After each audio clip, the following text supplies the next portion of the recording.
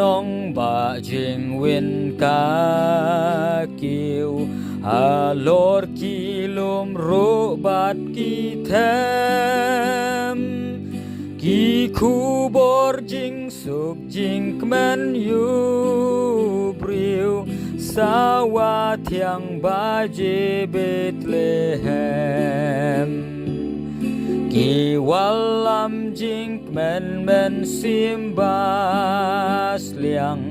ya ki badukas pa ban shem don jing im yu ba priang ki ba je ba thiang Bethlehem ba je ba thiang ba je ba thiang ba je ba thiang Bethlehem ba je ba thiang ba je ba thiang ba je ba thiang Bethlehem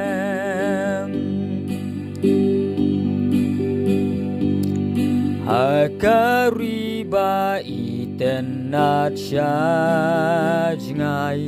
ka kubor ba bhate phin shem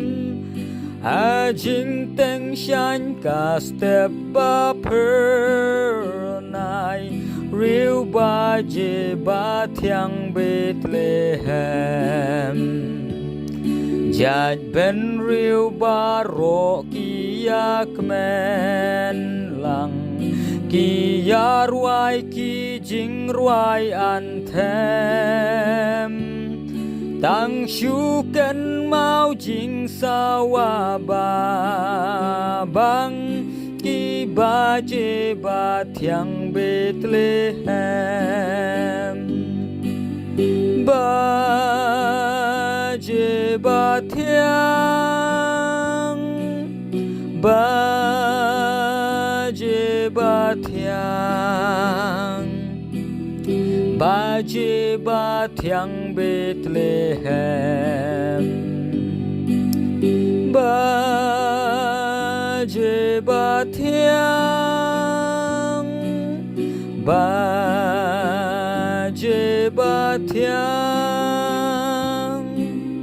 ba je ba thiang Bethlehem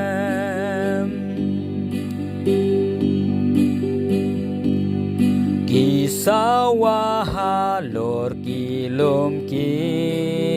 them ki khot ngâu ba ben riu ba ro sha shing oj ha nong rit Bethlehem yu kun lung Giêsu la wan chong chiều nom ba đa la karta surs ngâu tân at kin yai sa slem sao dong per thay kin ngâu jing sa wa ki ba je ba thiang Bethlehem ba je ba thiang ba je ba thiang ba je ba thiang Bethlehem ba je ba thiang ba je ba thiang ba je ba thiang Bethlehem